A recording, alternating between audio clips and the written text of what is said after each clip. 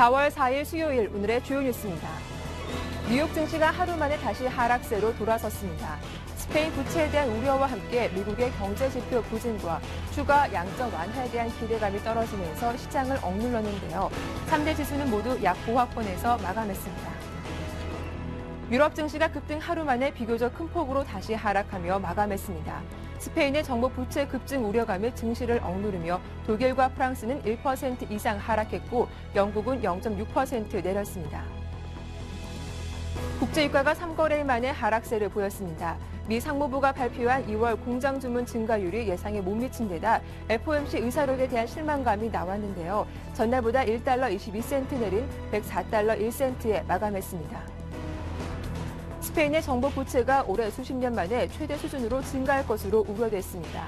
스페인 정부는 올해 GDP 대비 부채 비율이 79.8%를 기록할 것으로 전망했습니다.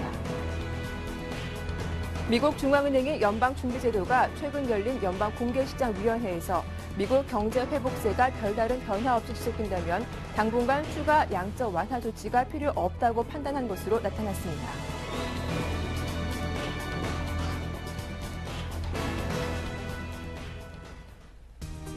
안녕하세요. 굿모닝 대박 예감 박미라입니다. 한반 미국에서는 3월 FOMC 회의록이 공개가 됐습니다. 과연 추가 완화책이 나올지 아니면 매파적인 발언이 이어질지 시장에 관심이 집중되기도 했는데요. 결과적으로는 추가 양적 완화에 대해서는 부정적인 시각이 줄을 이뤘습니다. 앞서 버냉키 의장은 미국의 고용 회복이 이루어지고 있다고 말을 했다가 아직 시장이 회복됐다고 선언하기엔 너무 이르다며 추가 양적 완화 정책이 필요하다고 말한 적이 있었죠. 하지만 다른 연방준비은행 총재들은 버냉키 의장과 다른 입장을 보였습니다. 바로 추가 양적 완화 조치는 필요 없다고 말입니다. 사실 매일매일 글로벌 이슈를 전하는 저도 좀 헷갈릴 때가 있는 게 사실인데요. 좀 경제 지표가 좋게 나오면 낙관론이 우세했다가 경제 지표가 부진하면 경기 회복이 둔화되고 있다는 우려가 나오기 때문입니다. 자, 어느 장단에 맞춰야 할지 좀 헷갈리는 게 사실인데 그만큼 시장에 대한 믿음이 좀 불확실하기 때문이 아닌가 이런 생각도 듭니다. 잠시 후 이현민 본부장의 세계를 보는 시간에서는 시선을 아시아 쪽으로 옮겨서 어제 폐막한 보아우 포럼에 대해서 자세하게 정리해보겠습니다. 저는 잠시 후 글로벌 핫 이슈로 돌아오죠.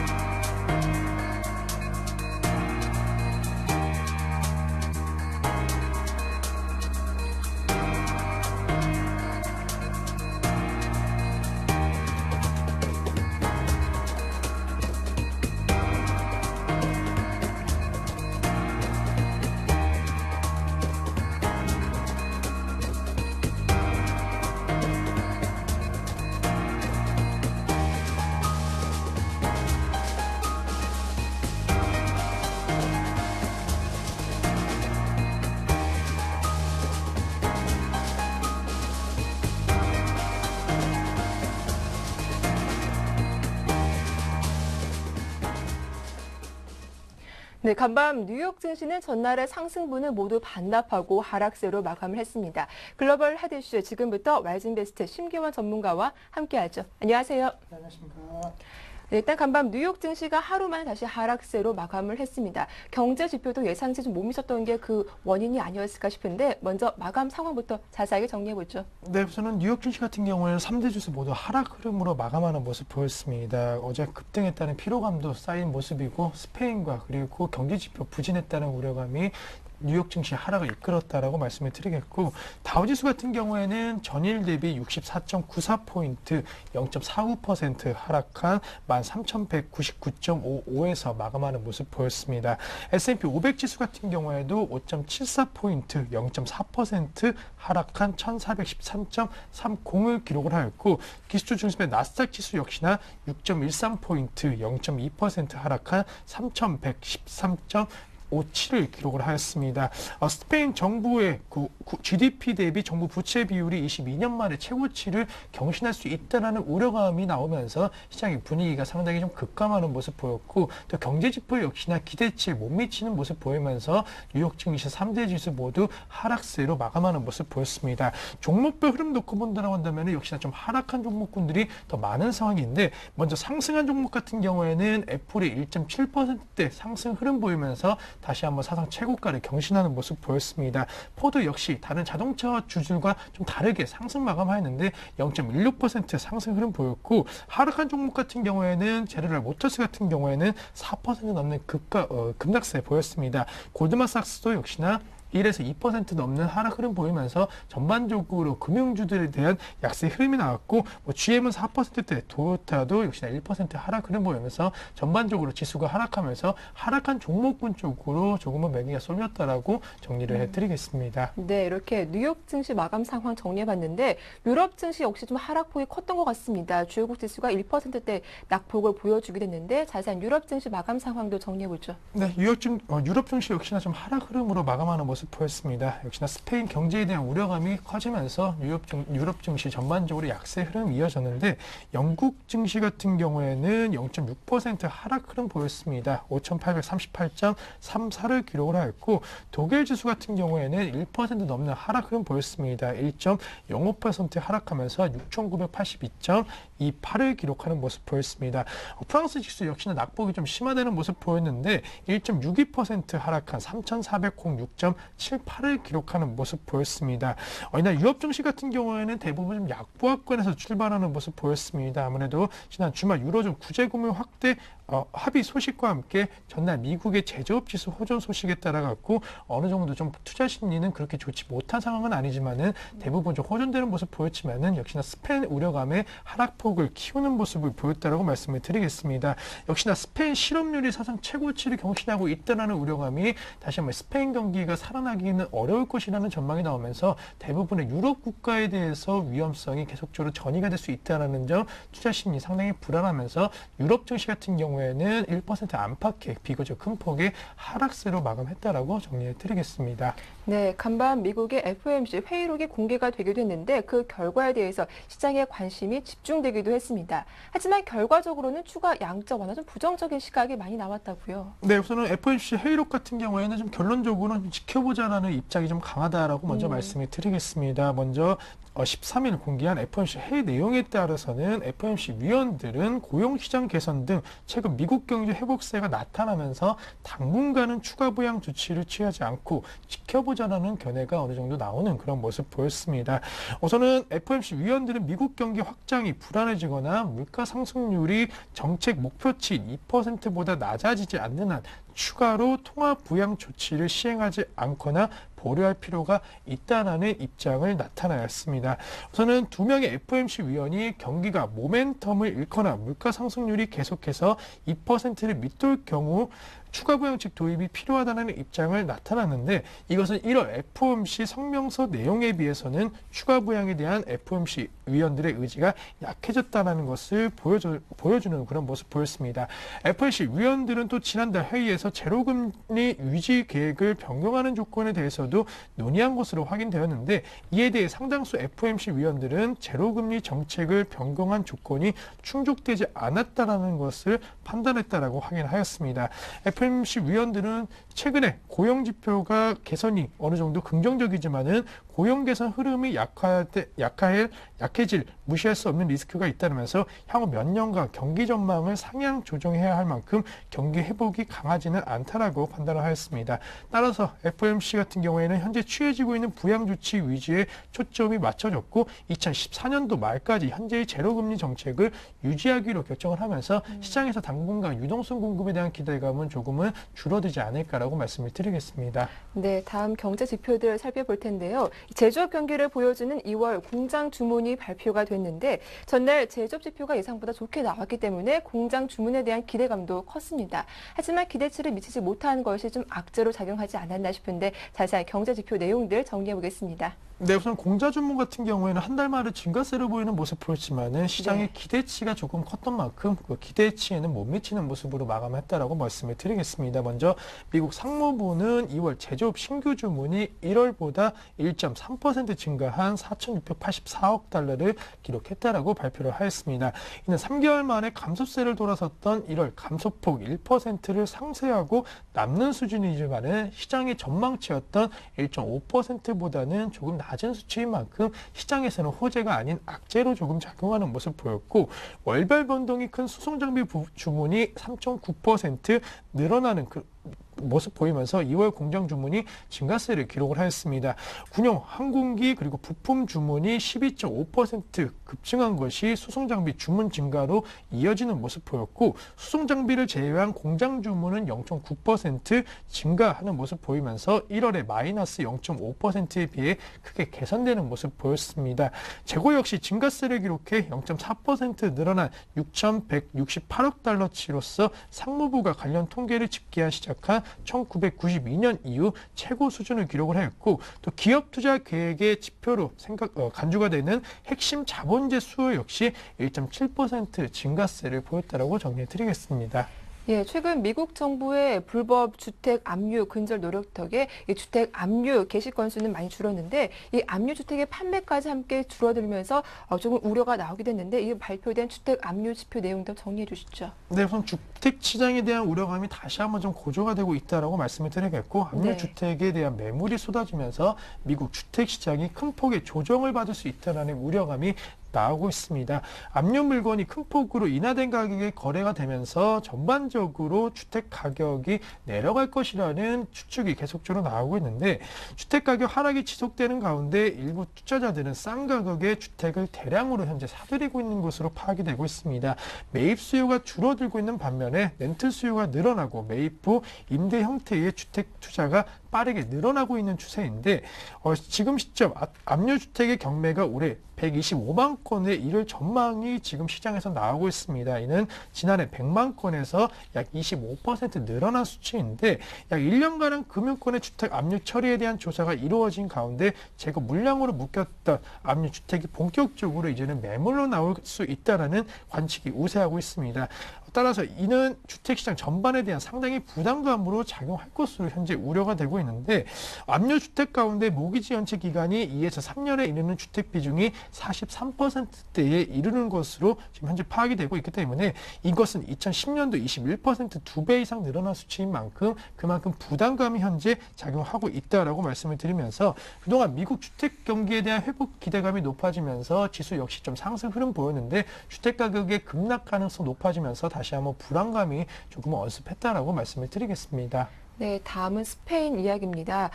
전날 스페인 정부가 2012 회계연도 예산안을 좀 공개하기도 했는데 올해 GDP 대비 정부 부채 규모가 22년 만에 최고 수준에 이를 것이다, 이런 전망이 나왔습니다. 한 80%까지 오를 수 있다고요. 네, 맞습니다. 말씀해 주신 대로 스페인 정부의 부채 우려감이 계속적으로 커지고 있다라고 말씀을 드리겠고, 이러한 우려감 속에서 스페인 국채 이자율 역시도 급등 흐름 보였습니다. 스페인 2012년도 예산안에 따르면 스페인 정부는 올해 국내 총 생산 대비 부채 비율이 약 79.8%까지도 기록할 수 있다는 지금 전망이 나오고 있습니다.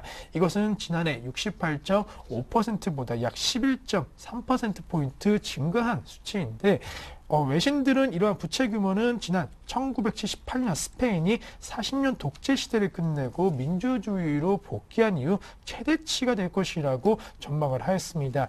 유럽연합과 국제 투자자들이 부채 비율을 낮출 것으로 현재 요구하고 있지만은 경기 후퇴 상황에서의 역시나 부채 부담 완화는 쉽지 않을 것으로 현재 예상이 되고 있고, 스페인 정부는 올해 재정 적자율 GDP의 5.3% 수준으로 줄여야 한다라고 지금 입장을 밝히고 있습니다. 지난해는 8.5%를 기록을 하였는데, 이유는 유로존 국가의 재정 적자를 현재 3%대로 제한하고 있다는 점에서 우려감이 커지고 있고, 스페인 정부는 올해 예산안 규모를 약 270억 유로로 줄일 계획을 갖고 있습니다. 이 예산안이 오늘 6월이나 스페인 의회를 통과할 전망이지만은 이유는 이보다도 시간을 더욱더 서둘러야 된다라고 재촉을 하고 있고, 스페인의 경제 성장률은 올해 마이너스 1.7% 기록할 것으로 현재 예상이 되고 있습니다. 이것은 지난 2010년도 마이너스 0.1% 기록한 이후에 2년 만에 마이너스 성장률이기 때문에 전반적으로 스페인에 대한 경기 우려감이 커지고 있고 역시나 실업률이 계속적으로 고공행진하고 있다는 점에서 뜻깊은 의미 있는 경기 회복에 대한 신호는 아직까지도 나타나지 않는 점이 역시나 스페인 우려감의 가장 큰 원인이다라고 말씀을 드리겠습니다. 네, 다음은 호재가 됐던 소식들 짚어보도록 하겠습니다. 미국의 3월 자동차 판매는 시장의 기대를 뛰어넘는 호조세를 보였는데 그 가운데서도 현대 기아차 판매 실적이 눈에 띄었더라고요. 이 내용 전해주시죠. 네, 우선은 미국의 빅3 자동차 판매 호조는 계속적으로 이어졌다라고 말씀을 드리겠고, 전반적으로 경기에 대한 우려감 나오고 있지만은 자동차 판매는 증가세를 보이고 있다라고 정리해 드리겠습니다. 지난달에도 미국 자동차 업계 빅3가 견조한 판매 실적을 올렸습니다. 다만 GM과 포드 등 1, 2위 업체가 시장 기대에는 조금 못 미치는 실적을 내었는데 독일 브랜드인 폭스바겐은 미국 시장에서 가파른 성장세를 이어갔습니다. 먼저 미국 자동차 1위 업체인 GM 같은 경우에는 3월 중 미국에서 약 23만 1,052대를 판매했다라고 밝혔습니다. 이는 전년 동월 대비해서 약 11.8% 늘어난 수치이지만은 다만 비율과 캐딜락 판매 감소는 예상치였던 20.6%에는 다소 못 미치는 수준으로 기록을 하였습니다. 미국 2위 업체인 포드 역시 전년 동월 대비해서 5% 증가한 22만 3,418대를 판매했다라고 발표하였는데 3월 실적만으로는 5년 만에 가장 좋은 실적을 내는 그런 모습 보였습니다. 크라이슬러의 성장성과 판매율이 상당히 눈에 띄는 모습 보였는데 3월 중 미국에서 크라이슬러는 총 16만 3,381대를 판매해 전년 동월 대비해서 34.2% 높은 성장률을 이어가였고 4년 만에 월간 판매량 최대치를 기록을 하였습니다. 아무래도 브랜드 지배 판매량이 상당히 늘어나면서 2007년 이후 최고 성적을 내었고 독일의 폭스바겐 역시나 3월 중 전년 동기 대비해서 34.6% 증가세를 보였고 일본의 닛산 역시나 12.5% 견조한 증가세를 보이면서 전반적으로 자동차 업종 전반적인 판매 증가세를 보였다라고 좀 정리를 해드리겠습니다. 네, 이어서 상품 시장 마감 상황도 정리해 볼 텐데 일단 국제 유가는 이렇게 3차 양적 완화 조치 가능성이 줄어들면서 또 약세를 보였습니다. 금값 역시 하락 마감했는데 어떻게 마감됐는지요? 네, 우선은 상품 시장 역시나 유동성 공급에 대한 우려감이 조금 커지면서 하락 마감을 하였습니다. 먼저 유가 같은 경우 특히나 WTI 기준으로는 전날보다 1.22달러, 약 1.2% 하락한 배럴당 104.01달러에서 거래를 마치는 모습 보였습니다. 원유 수요에 대한 우려감이 계속적으로 나오는 그런 모습 보였고 또 상품 시장을 이끌 수 있는 돈의 힘에 대한 우려감이 나오면서 국제 유가를 비롯한 금가 역시나 좀 하락 흐름 보이는데 금 가격 역시도 좀 하락세를 보였습니다. 금 가격 같은 경우에도 지난 거래일보다도 하락세를 이어가면서 금 가격 같은 경우는 사실 최근에 투자 심리가 뚜렷한 방향성 찾지 못하고 있는 모습 보이고 있습니다. 안전자산에 대한 선호 현상이 짙어지는 그런 모습도 보이고 있지 않고 또 경기 회복이 만약에 가셔야 된다라는 기대감이 작용하면서 금에 대한 수요 증가세가 기대치가 높아질 수는 있겠지만은 뚜렷하게 아직까지는 금에 대한 투자 심리가 보이고 있지 않다는 의미에서 추가적인 하락 가능성 그리고 상승을 하더라도 좀 상승에 대한 제한 가능성은 지금 시점 남아 있다라고 말씀을 드리면서 금 가격 역시나 좀 하락을 하면서 전반적으로 상품 시장 하락세에 이어졌다라고 말씀을 드리겠습니다. 네, 그렇다면 끝으로 오늘 밤에는 어떤 경제 지표들이 발표됩니까? 네, 오늘 밤 같은 경우에도 주택 관련, 고용 관련, 그리고 그 서비스업 지수 관련 여러 가지 지표가 발표될 예정이다라고 말씀을 드리겠습니다. 먼저 주간 MBA 모기지 신청 지수가 오늘 밤 발표될 예정입니다. 특히나 오늘 밤 중요한 지표 같은 경우에는 3월 ADP 고용 지표인데 역시나 이 지표가 실업률이라든가 고용 지표를 어느 정도 알 수 있는 선행 지표로서 생각이 되고 있기 때문에 이 지표에 대한 방향성이 전반적으로 다시 한번 시장의 방향성을 결정할 수 있다라고 말씀을 드리겠고 3월 ISM 서비스업 지수 역시 경기 회복에 대한 과시화 여부가 상당히 좀 중요하게 결정될 것으로 판단되고 있기 때문에 오늘 밤 역시나 경제 지표에 따른 기대감으로 전반적으로 글로벌 증시의 움직임이 결정될 가능성이 높을 것으로 판단되고 있기 때문에 당분간 본격적인 실적 시즌이 도래하기 전까지는 이 경제 지표에 좀 더 집중하시는 투자 전략이 필요하지 않을까라고 말씀을 드리겠습니다. 일단 오늘 밤에 발표되는 고용 지표와 또 ISM 서비스업 제조 어떻게 발표되는지 좀 잘 살펴보라는 의견까지 주셨습니다. 지금까지 와이즈인베스트 심기원 대표와 함께했습니다. 수고 많으셨습니다. 네, 감사합니다.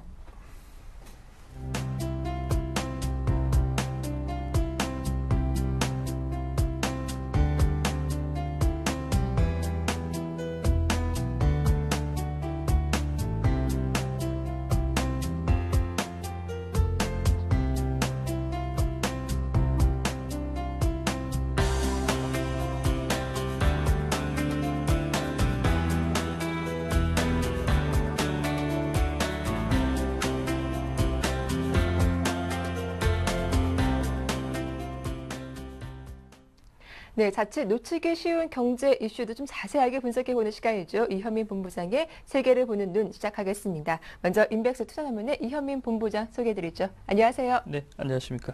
네, 본부장님. 지금 오늘 저희가 살펴볼 이슈는 어떤 건가요? 네, 네.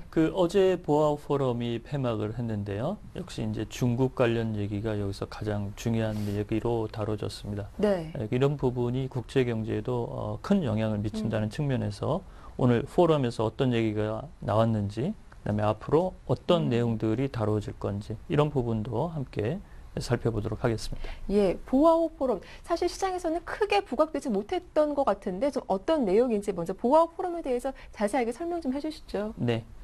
그 스위스의 작은 도시 다보스에서 열리는 다보스 포럼은 아마 잘 네. 많이 들으셨죠?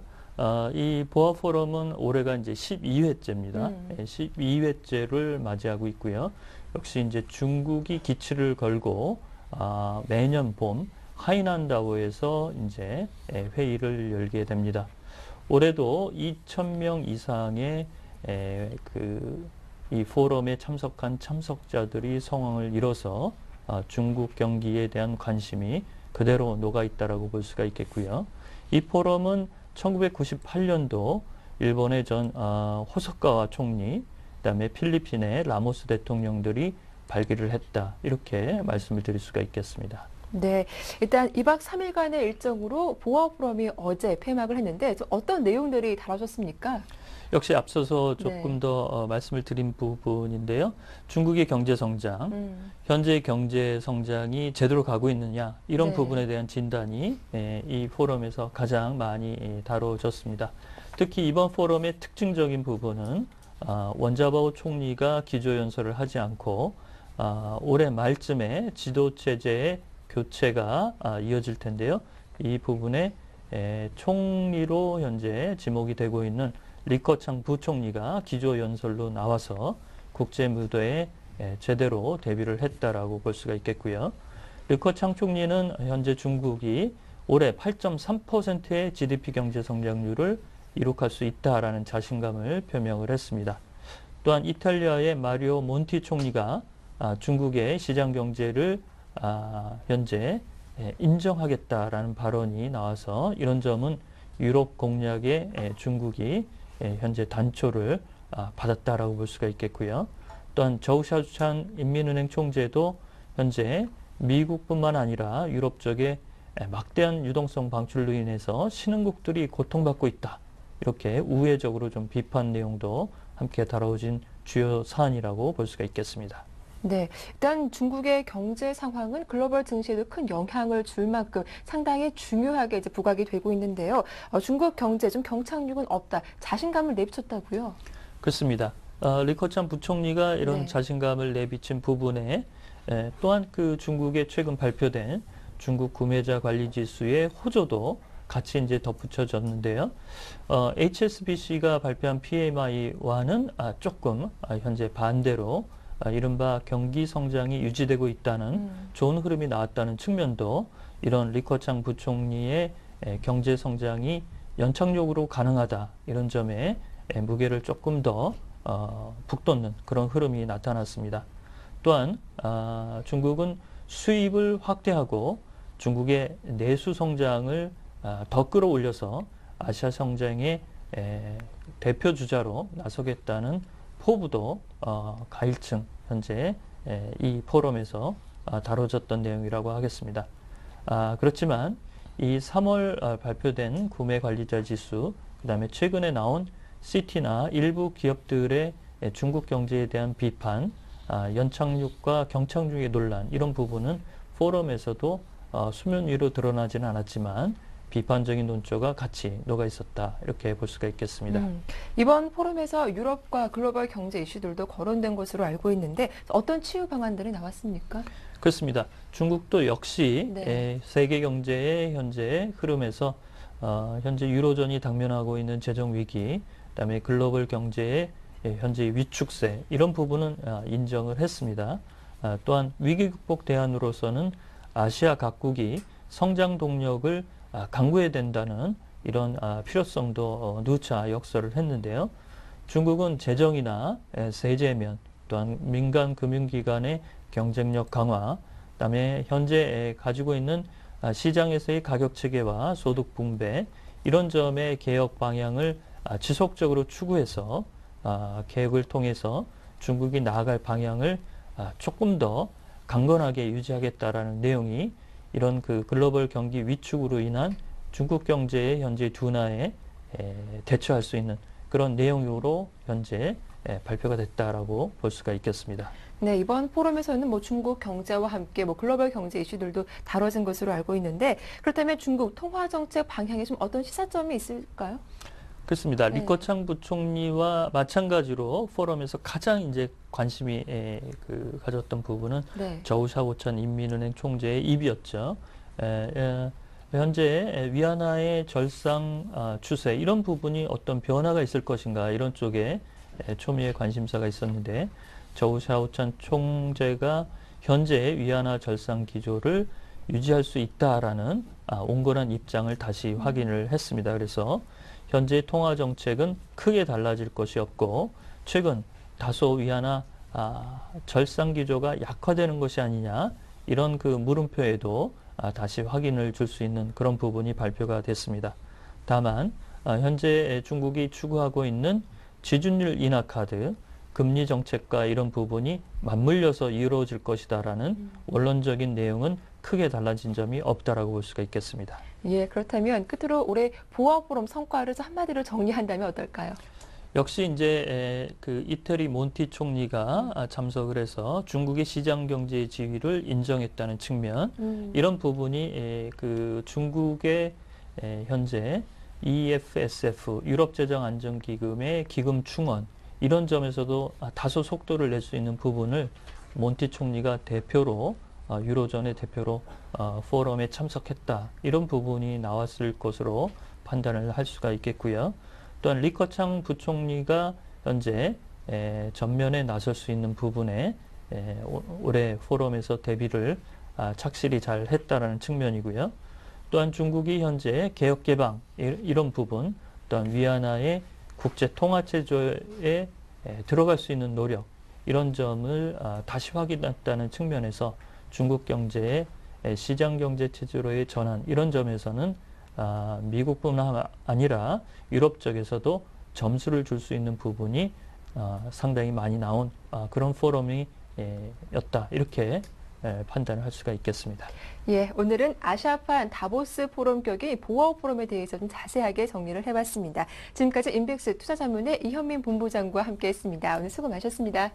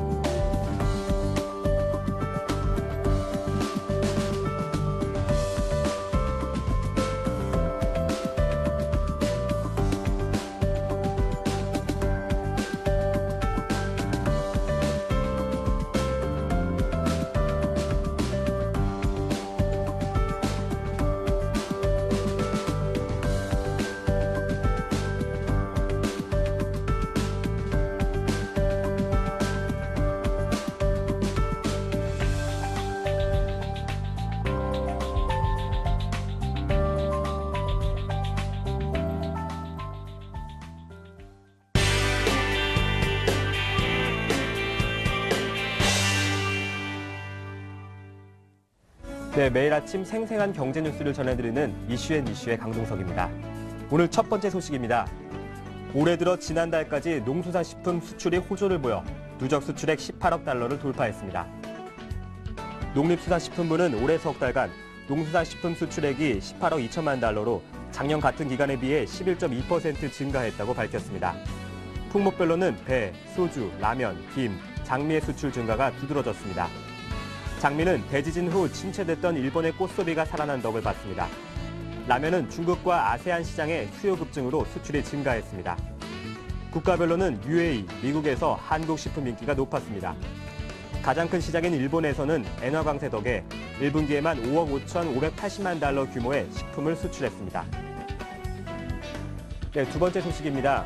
정부가 도심 내 무주택 서민층 전세 수요를 안정시키기 위해 올해 신축 다세대 연립주택 2만 가구를 사들입니다. 국토해양부와 토지주택공사는 8.18 전월세 대책에 따른 신축 다세대 연립주택 매입, 임대 사업을 4일부터 시행하며 올해는 2만 가구를 매입한다고 공고했습니다. LH는 민간 사업자가 신축한 전용 면적 60제곱미터 이하의 다세대 주택을 매입해 무주택 서민에게 장기 전세로 공급합니다. 민간 사업자는 시행일부터 7월 13일까지 사업 계획과 매도 희망가를 포함한 매입 신청서를 LH 지역본부에 제출하면 됩니다. 매입 가격은 건축비와 토지비로 구성됩니다. 건축비는 3.3제곱미터당 350만 원, 토지비는 감정평가 가격으로 정했습니다. 국토부는 올해 매입 허약되는 주택에 대해 최대한 착준공을 앞당겨 이르면 올해 말 입주를 시작할 계획입니다. 입주자는 시중 전세가의 80% 가격으로 도심 새 집에서 장기간 거주할 수 있으며 국토부는 9일 수도권 지역을 시작으로 2주 동안 지역별 사업 설명회를 연다고 밝혔습니다.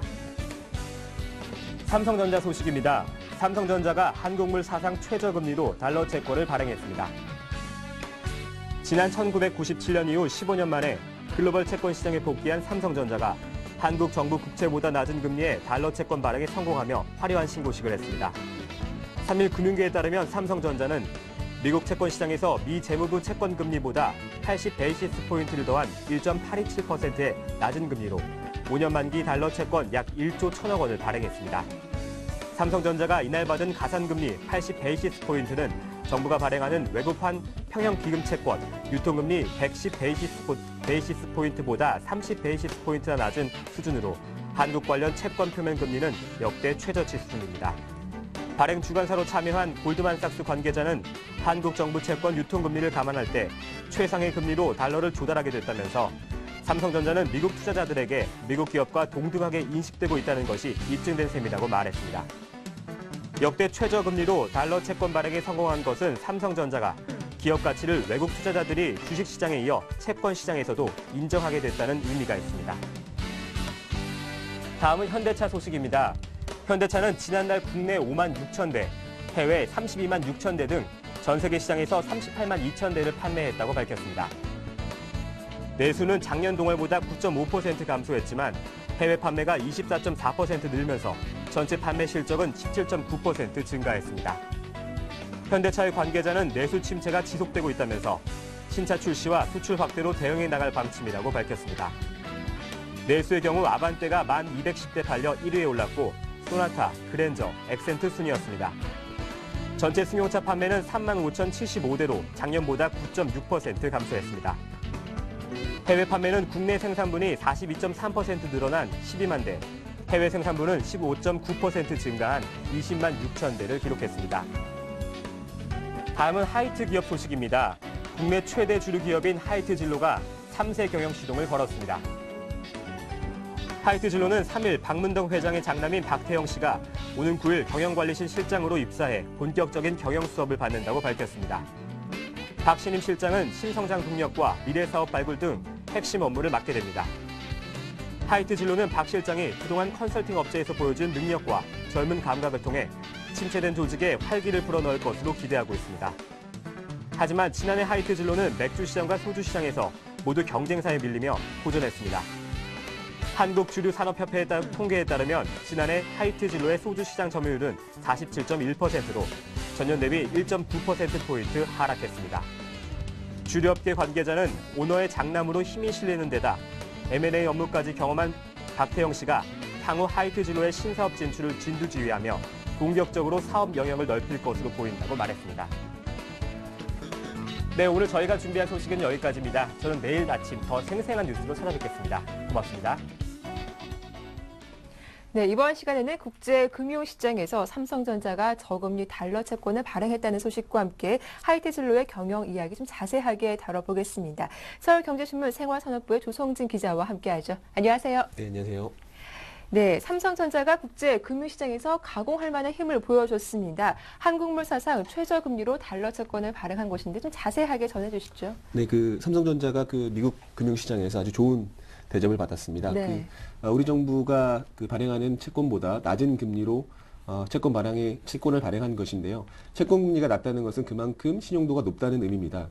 그러니까 삼성전자가 우리 정부보다 더 좋은 신용도를 받았다는 얘기인데요. 3일 그 삼성전자는 미국 채권 시장에서 미 재무부 채권 금리보다 80 베이시스 포인트를 더한 1.827%의 낮은 금리로 5년 만기 달러 채권 10억 달러를 발행했습니다. 미 재무부 5년 만기 채권 금리는 1.01%로 이날 발행에 성공한 달러 채권 표면 이자율은 1.75%, 만기 수익률은 1.827%였습니다. 삼성전자가 이날 받은 가상금리 80 베이시스 포인트는 정부가 발행하는 외국환 평형 기금 채권 유통금리 110 베이시스 포인트보다 30 베이시스 포인트나 낮은 수준으로 한국 관련 채권 표면 금리로는 역대 최저 수준입니다. 정부를 제외하고 가장 낮은 수준의 달러 채권을 발행하는 한국석유공사의 최근 가상금리 210 베이시스 포인트와 비교하면 절반에도 미치지 못하는 초저금리입니다. 삼성전자는 이날 채권 발행 시장에서 당초 가상금리 90 베이시스 포인트를 제시했으나 발행 예정 금액보다 5배나 많은 50억 달러가 몰리면서 80 베이시스 포인트로 최종 결정됐습니다.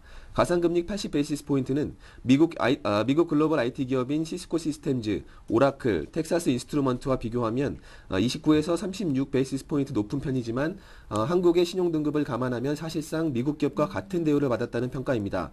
실제로 글로벌 컴퓨터 기업인 휴렛패커드의 2016년 12월 만기 채권 가상금리는 140 베이시스 포인트를 기록했습니다. 삼성전자의 가상금리가 HP 가상금리보다 60 베이시스 포인트나 낮은 것인데요.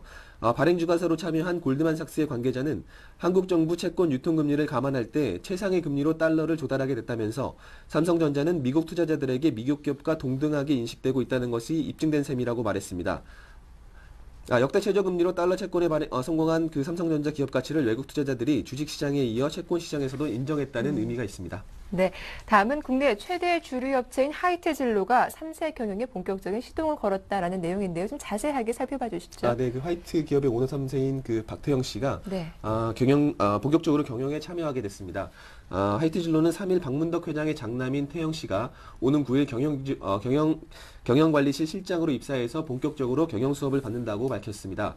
박신임 실장은 신성장 동력과 미래사업 발굴 등 핵심 업무를 맡게 됩니다. 박 실장은 경문고와 영국 런던 메트로폴리탄대 경제경영학부를 졸업하고 2009년부터 2012년까지 인수합병 전문 컨설팅 업체인 N플랫폼에서 팀장으로 근무하며 다양한 M&A 수업을 해왔습니다. 하이트진로는 박 실장이 그동안 컨설팅 업체에서 보여준 능력과 젊은 감각을 통해 침체된 조직에 활기를 불어넣을 것으로 기대하고 있습니다. 주류업계 관계자는 오너의 장남으로 힘이 실리는 데다 M&A 업무까지 경험해본 박태영 씨가 향후 화이트진로의 신사업 진출을 진두지휘하며 공격적으로 사업 영역을 넓힐 것으로 보인다고 말했습니다. 박태영 실장은 현재 화이트진로의 지주회사인 하이트홀딩스의 지분 27.6%를 보유한 서영 ENT의 지분 58.4%를 보유한 최대 주주입니다. 네, 말씀 잘 들었습니다. 지금까지 서울경제신문 생활산업부의 조성진 기자와 함께했습니다. 도움 말씀 고맙습니다. 네, 감사합니다.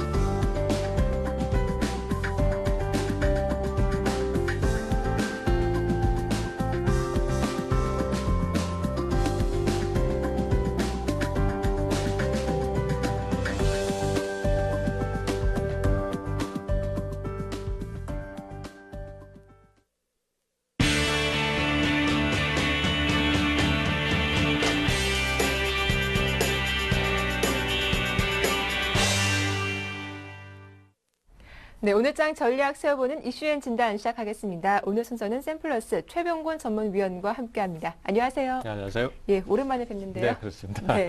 자, 먼저 어제 장 마감 상부터 정리를 해볼 텐데요. 어제 코스피 지수가 2050선 바로 코 앞에서 브레이크가 걸렸습니다. 그래서 상당히 좋은 성적 보여줬는데 반면 코스닥 지수는 또 하락세를 보였더라고요. 어제 장 마감 상황부터 한번 정리해 볼게요. 네, 그렇습니다. 일단 시장 자체가 거래소는 강세를 띄었고 코스닥은 마이너스를 보이는 것이 요즘 우리 투자자들께서 갖고 계신 그 문제를 대변하는 부분이라고 할 수 있겠는데요. 어제 같은 경우에도 지수 자체는 20포인트 가까운 상승을 했습니다만은 상승 종목보다는 하락 종목이 훨씬 더 많은 그런 극단적으로 좀 종목 쏠림 현상이 심해지는 그런 하루였었습니다. 특히 이제 최근 들어서 거의 한 2달 가까이 이런 현상이 지속되고 있는데 시가총액 상위 대형주, 삼성전자라든지 현대차라든지 이런 그 시가총액 상위 대형주들의 상승으로만 매기가 쏠렸기 때문에 개인 투자자 입장에서는 아무래도 그런 종목을 바로 직접적으로 산다는 건 좀 쉽지 않거든요. 그렇기 때문에 그쪽으로 또 이 쏠림 현상이 심하다 보니까 다른 여타 종목들의 그 상승이 전혀 안 나오는 이런 형태의 진행이 지금 반복되고 있습니다. 그렇고 코스닥 시장 같은 경우에는 오히려 지금은 하락세가 계속 지속되고 있습니다. 코스닥 시장 같은 경우에 최근에는 한 거의 열흘 가까이 주가가 계속 약세를 타고 있고요. 네. 그 다음에 계속해서 종목들도 지금 저점을 깨고 내려가고 있는 상태입니다. 하지만 어쨌든 거래소 시장은 기술적 분석으로만 놓고 봤을 때는 전 고점인 2050포인트에 바짝 붙어 서 있기 때문에 앞으로 지수의 추가 상승이나 돌파가 나올 가능성이 높다. 이렇게 좀 판단을 하셔야 될 것 같아요. 예, 좀 말씀하신 것처럼 어제 대형주 중심으로 쏠림 현상이 나왔다라고 하셨는데 삼성전자 빼놓을 수가 없을 것 같습니다. 삼성전자의 신고가 경신 이야기부터 한번 들어볼게요. 예, 지금 현재 삼성전자 같은 경우에는 뭐 전 세계적인 이슈가 되고 있습니다. 애플사가 지금 신고가를 계속 경신을 하고 있는 상태고 또 삼성전자도 지금 현재로서는 스마트폰이라든지 태블릿 PC의 그 성장성 이런 것들 때문에 외국인 매수가 계속해서 지속적으로 들어오고 있고요. 이런 요소들이 당분간은 좀 더 지속될 것 같습니다. 지금 분위기 자체는 뭐 삼성전자가 이제 이번 주까지 상승을 하면은 8주째 상승을 하는 거거든요. 네. 그렇기 때문에 좀 과매수 영역이 아닌가 이런 우려감도 많이 있습니다만은 지금의 분위기라면은 금방 꺾어질 가능성이 적어 보이고요. 또 조정을 받더라도 지금 빨리 매수가 들어와 버리기 때문에 금방금방 반전으로 전환됩니다. 다만 이제 지금 현재 추격 매수를 좀 고민하시는 분들 같은 경우에는 아무래도 역시 좀 무리수가 있겠습니다. 그래서 이쪽보다는 지금 최근에 이제 현대차 쪽에 매수가 또 좀 많이 몰리고 있습니다. 기관들 같은 경우에 현대차에 대해서 집중적인 매수를 하는 가장 큰 배경은 사실 뭐 큰 시장의 어떤 호재성 재료라고도 할 수 있는데 현대차 그룹이 지주회사로의 전환을 꾀하고 있는 상태입니다. 그리고 그 지주회사로서 지금 가장 유력하게 꼽히고 있는 것이 현대모비스고요. 그래서 이런 전환을 하게 되면 주가의 상승이 지속적으로 나오기 때문에 여기에 따라서 기관 쪽에 매수가 많이 몰리고 있지 않나 이렇게 생각이 됩니다. 그래서 일단은 이쪽에 대한 강세 유지가 당분간은 지속될 것으로 판단되기 때문에 눌림목을 줄 때 공략을 한다든지 뭐 이런 대응이 필요하겠다 이렇게 좀 정리가 되겠네요. 네. 자, 반면 코스닥 시장에서는 좀 주도주가 부재하지 않았나 싶은데 코스닥 특징주가 혹시 있었습니까? 지금 현재로서는 사실 네. 특징주라고 할 만한 종목들이 별로 없었습니다. 네. 코스닥 시장은 뭐 지금 대부분의 종목군이 대부분 다 약세를 타고 있고요. 그나마 이제 최근 들어서 바이오 시밀러 관련해서 셀트리온이 좀 강세를 띠거나 하방 경직을 유지하는 거 이런 것들이 그나마 좀 최근 들어서의 좀 특징적인 종목이라고 할 수 있겠습니다만은 그 이외의 대부분의 종목들은 요즘은 뚜렷한 방향성 없이 약세를 많이 타고 있고요.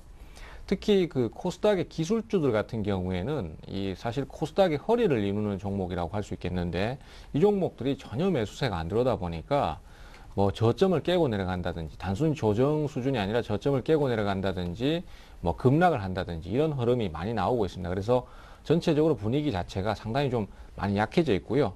그런데 이제 거기에서 그나마 좀 다른 특징으로 볼 수 있는 것이 역시 정치 관련 테마, 정치 관련 테마들이 종목들이 아무래도 특히 요즘 같은 경우에 안철수 연구소가 주가가 급등세를 타고 있습니다. 그래서 안철수 씨의 정치적 발언 뭐 이런 것들 관련해서 주가가 많이 오름세를 타기 때문에 이쪽으로 좀 관심을 가져주시는 게 좋겠다 이렇게 좀 볼 수 있겠네요. 네, 이제 오늘자 대응 전략을 살펴볼 텐데요. 삼성전자 실적 발표도 좀 앞두고 있습니다. 내일이면 발표가 되죠. 좀 앞두고 나서 주가가 급락을 할 수도 있을 것 같고, 그런 변동성에 대비하는 자세가 필요한 것인지 오늘 좀 전망 어떻게 보시는가요? 네, 맞습니다. 삼성전자 같은 경우에 네. 지금 실적 발표가 나오게 되면은 그동안 연속 상승이 있었기 때문에 아무래도 주가의 조정이 좀 나올 가능성이 있습니다. 특히 이제 연속적으로 8주 연속 상승은 아무래도 어쨌든 부담감이 있기 때문에 실적 발표 이후에 조정이 좀 있을 수 있고요. 대신에 이제 최근에 현대차 같은 경우에는 주가 상승이 상당히 강하게 나오고 있기 때문에 이런 종목으로서의 그 눌림목 시에 매수를 시도해 볼 만합니다. 지금 현재 시장 자체는 강세는 계속 되겠지만은 종목 차별화는 당분간 더 지속될 걸로 판단되거든요. 그렇기 때문에 낙폭 과대 현대차에 대한 그 조정 시 매수나 아니면 낙폭 과대 종목들 중에서 수급이 반전되는 상황이 나오는 종목들이 있습니다. 뭐 대표적으로 화학주를 꼽을 수 있겠는데요. 이런 종목들에 대해서 매수 시도를 한번 노려보시는 게 좋겠다. 이렇게 좀 정리되네요. 예, 시장 강세는 지속되지만 종목별 차별화는 당분간 더 이어질 것이다라고 말씀하셨는데, 그렇다면 오늘 좀 눈여겨볼 만한 업종이 있다면 어느 쪽일까요? 역시 뭐 아무래도 이제 앞서 말씀드렸던 대형주 현대차나 네. 뭐 삼성전자 쪽에 특히 현대차 쪽에 많이 관심을 좀 두셔야 될 것 같고요. 그다음에 또 코스닥은 아까 말씀드렸던 대로 정치 관련 테마들. 근데 정치 관련 테마는 사실 아무래도 초보 투자자가 거래하시기 좀 무리가 따릅니다. 그래서 리스크가 좀 있다는 부분을 좀 염두에 두시고 타이밍을 노려주시는 게 좋겠고요. 최근에는 안철수 연구소 같은 안철수 관련주들이 지금 많이 부각되고 있기 때문에 이쪽을 좀 관심을 가져주시는 거 좋을 것 같고요. 그 다음에 또 그 고유가가 좀 지속되다 보니까 최근 들어서 소수긴 하지만은 그 자원개발 테마도 지금 많이 부각되고 있는 것이 사실입니다. 그래서 자원개발 테마 쪽도 요즘 테라리소스라든지 이런 종목들이 많이 부각되고 있기 때문에 이쪽도 눌림목이 주어진다면 한번 노림수를 가져볼 만하지 않나 이렇게 생각이 되고 있고요. 그 다음에 이제 앞서도 말씀드렸던 것처럼 화학업종들, 최근 들어서 이제 화학업종들 같은 경우에 바닥을 굉장히 많이 조정을 받았습니다. 그리고 그 이후에 그 LG화학이라든지 호남석유화학 같은 대형 화학주들 위주로 기관들의 매수가 조금씩 유입되고 있습니다.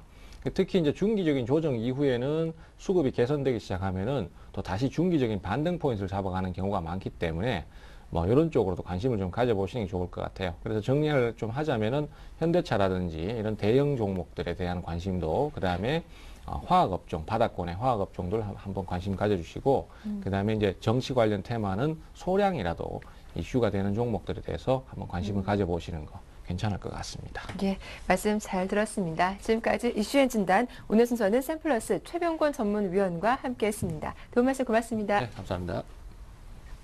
네, 굿모닝 대박 예감 1부 순서는 여기서 마치겠습니다. 저희는 잠시 후 2부로 다시 인사드릴게요. 함께해 주셔서 고맙습니다.